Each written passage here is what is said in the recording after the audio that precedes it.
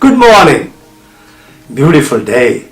And today I'm going to talk to you cancer cure. Let me explain to you. The existence has given us 3 layers. And the first layer is our mind. That the name is given to us by our mom and dad. And that is called the subjective layer. The second layer in our body is called the objective layer. The hand, the whole body which we can see. Now that is called the objective layer. Now this thumb don't know who you are. This life don't know who you are. The inside, the subjective layer, is the non-material. And this is immaterial, which you can see. And the nature has given us, the existence has given us a third layer. And the third layer is inside of us. Your heart is pumping, your lungs are breathing, the kidneys are functioning to excrete your urine, liver is working to detoxify all the bad stuff you're eating, spleen is working its job to produce all the good cells so they can fight the immune system. You have red blood cell, white blood cell, T cells, and that is called what we call a consciousness layer or the spirit. I call it an unconditional consciousness. And that is the science which only very few people learn, because practically nobody knows that. And that is a yogic science. And that is the unconditional consciousness. Once you learn how to get to that consciousness, you can heal any cancer. We are talking about cancer of the prostate gland itself. Because the prostate gland is the gland which is located at the base of the bladder. And that gland, without that gland, you and me would not have born. We are the luckiest people who are born. And that gland, it secretes what we call a prostatic fluid. And as it secretes the prostatic fluid, and during what we call man and a woman has a relation, like my mom and dad, naturally he has an erection, and that as the erection takes place, along with that the prostate gland start functioning also. And as the fluid is coming, when the really ejaculation takes place, prostatic fluid mixed with that. And how nature makes it? Look at that. From a seminal fluid, from the testicle glands and all the stuff, this what we call seminal, what you call the sperms are coming, and at the same time the prostate gland, which is located there at the base of the bladder, it mixes the fluid with that and makes the sperms alkaline and also give nutrition. Without that, you and would not have been born. And as that get impregnated into the woman's vagina, it's just like my mother, and luckiest sperm out of that moves up. It is a 2-mile radius, 2-mile long journey, and that's go and meet with the ovum.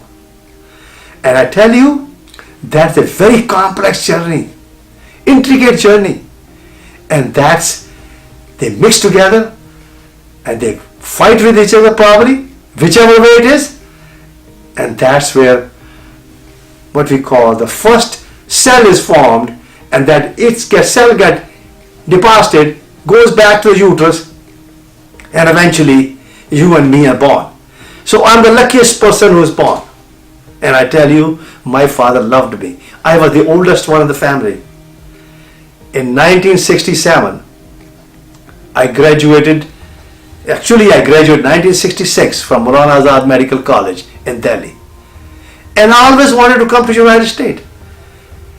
And I tell you, it was 1962 when I saw President Kennedy in Connaught Place in India in an open car. At that time there was not that kind of traffic, and at that time there was not that kind of what we call a security, and he was a beautiful soul. And I decided at that time that I'm going to come to the United States. and I finished my medical college in 1966. And after finishing that, I passed the exams, and 1967 I came to the United States. And I did my internship, residency in internal medicine, then I did my urology, and then I went to practice. And I tell you, during that session, I met my wife, a beautiful, God-gifted person. And she has provided me 5 grandchildren. And I have got 7 grandchildren out of that.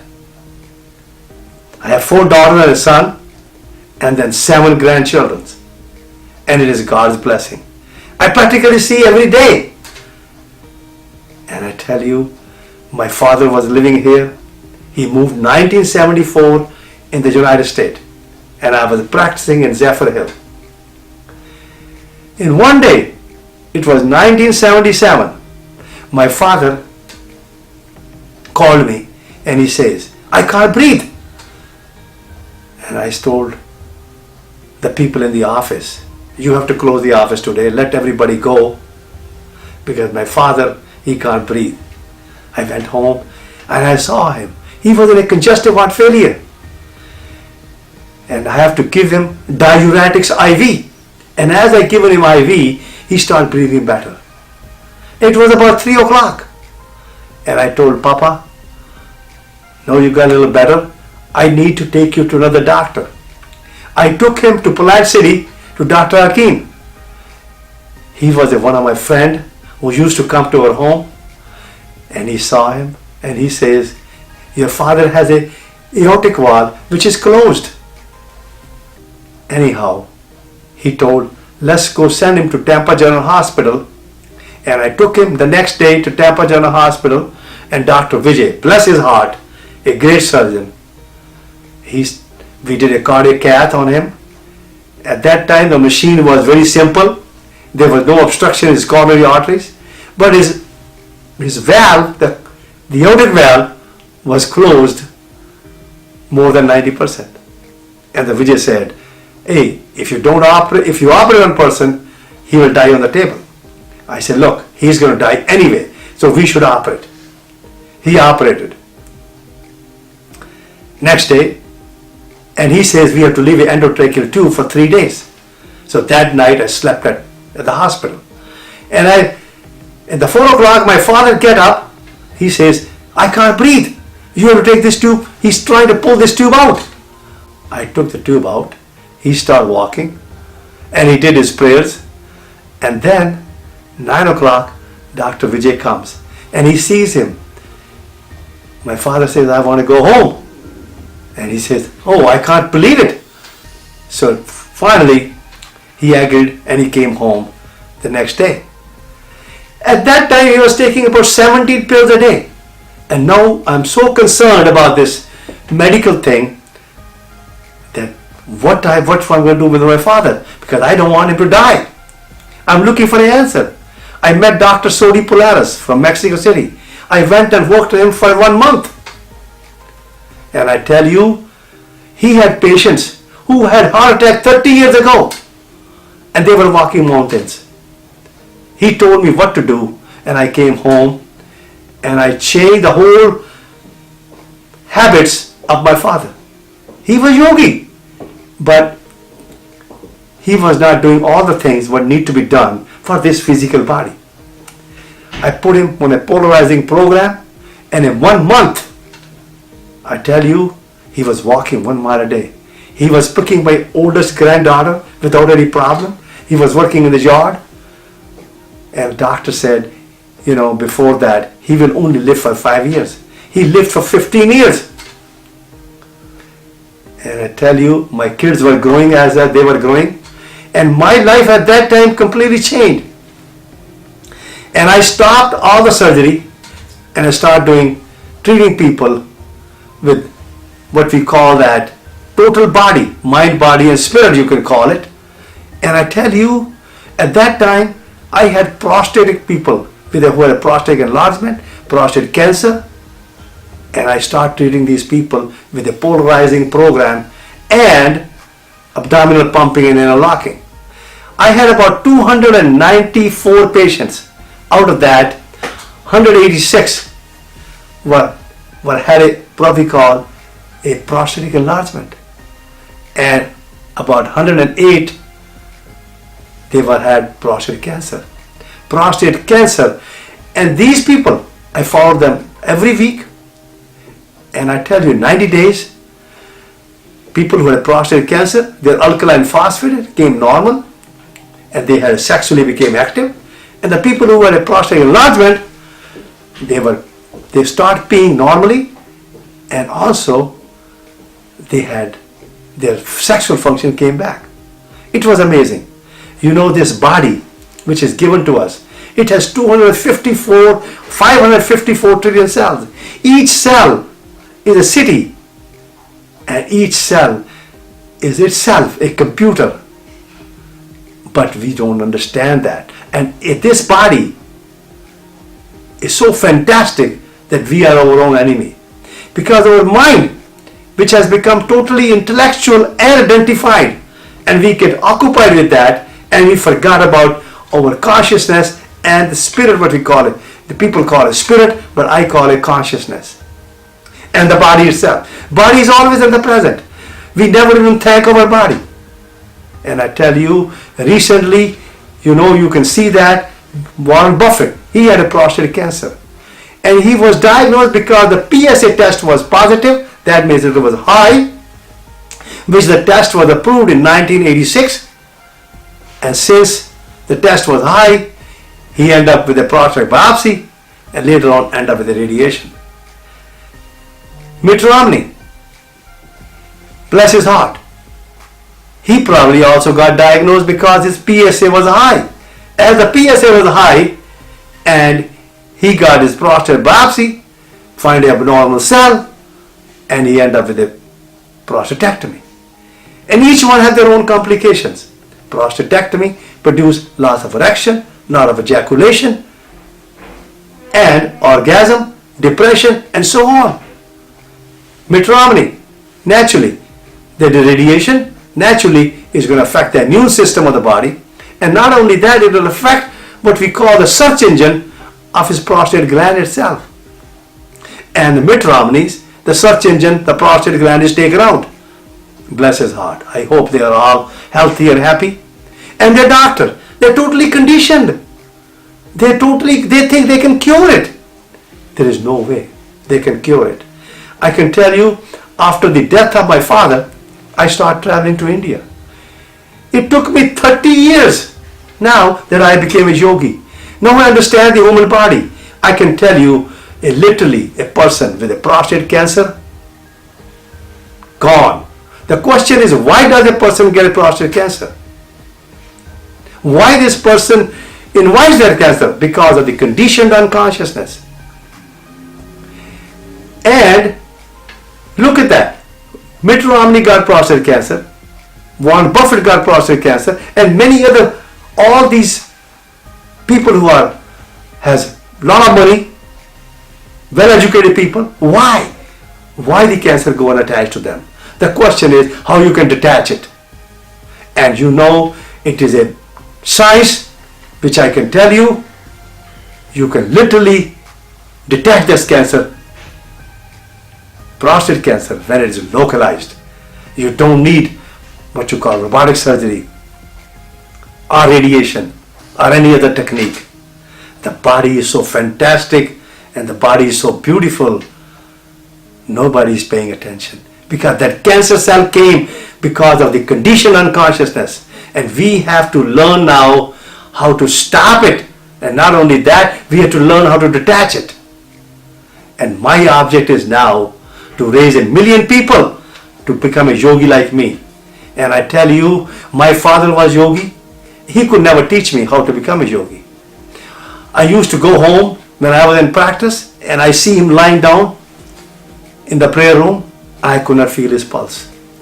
The yogic science is 10,000 years old, and there is very, very few people who really understand this, because the whole country in India is same as becoming United States, because everybody Just like we have highways here and we have hospitals here, we have all the hotels there, same thing happened in India. Now the India has become the same way. They have all the hotels, all the big hospitals, and they're luxurious hospital. It's not like a what you call a big hotel, and people are going there and they're getting all these operations, whatever they need. But I tell you, do they need all these operations? No, because we have forgotten about this body. In the United States, the people are running to the doctor's office like nobody's business. And they are just getting trapped because they are conditioned unconsciousness. And my object is here to teach you to become a yogi. And I want to raise 1 million yogi in this country so they can never get cancer. And the person who got a prostate cancer, I can show them how they can get rid of their cancer completely from their body before they get their prostate gland removed by the robotic surgeon or by radiation or some other procedures. But I can tell you, you have to bring your doctor, because I will never work with you unless you bring your doctor, unless you talk to your doctor, because we want your doctor to get involved. We want your doctor to learn it so he can teach other people, because we are not here to just to hurt you. We are here to help you, because we have to change this country. We have to come back to life, liberty and happiness. And let me tell you today, I'm watching CNN every day. Bless his heart, Donald Trump. I wrote a book on him that he will become the President of the United States. And the name of the book is called Prescription for Conditioned Unconsciousness. And he won the race because he was only conscious a part of it. Because he was a little more conscious than the people who were fighting with him, than with other Republican people. And the media, he tried to indirectly tell the media that you are all wrong, because he was more powerful, because he knew he has a more consciousness, and that's why he won. Now what's happened? All the news are going, he has trapped himself. He has made a cancer for himself. He has got a cancer of his brain, cancer of his mind. And you know, the day you are born, baby is there, they are born with unconditional consciousness. And we have to teach them, called the conditioned consciousness, so they can concentrate, they can survive in this world. But as they grow up, totally, that they learn from your mom and dad, the society, teachers, educated, and just like a doctor, they become a doctor. Now they know how to dissect it. They can identify that I'm a doctor. A doctor, for instance, who is a robotic surgeon, he thinks that I can do the better job. Now they're fighting with each other who have done more robotic surgeries so they can do a better dissection. Imagine yourself, you're trying to take this thing, prostate gland out, which has given us a life. Nobody's thinking that let the body do the job. But they don't know, because they don't know how to become unconditional consciousness. When they were a child, they had unconditional consciousness. Now they got totally what we call conditioned unconsciousness, because they are running their own daydream. They are dreaming their own self. It is auto-hypnosis, auto-intoxication. A radiation guy is doing the same thing. He thinks I can radiate and cure that cancer of the prostate. No way. They are basically producing an injury not only to the prostate gland, they are burning that, but they are also affecting the immune system of the body. And I can tell you, and I request, even a Donald Trump, even he has invited a cancer in his own body, the whole body, because he's running like a yo-yo. Mitt Romney, Warren Buffett, I'd like to request them, please invite me so I can come and spend 10 minutes of your time, and I can show you how you wake up, because you can only wake up the person who can awake you up. Awakening by the master. And I tell you, there is no price for this. I will do it totally free, because I want them to wake up so they can help other people. Because that awakening you can't read in a book. It is not in the book. It is not in the Bible. So you have to learn. My object is to wake up America. Wake up. God bless. Namaste. Amen.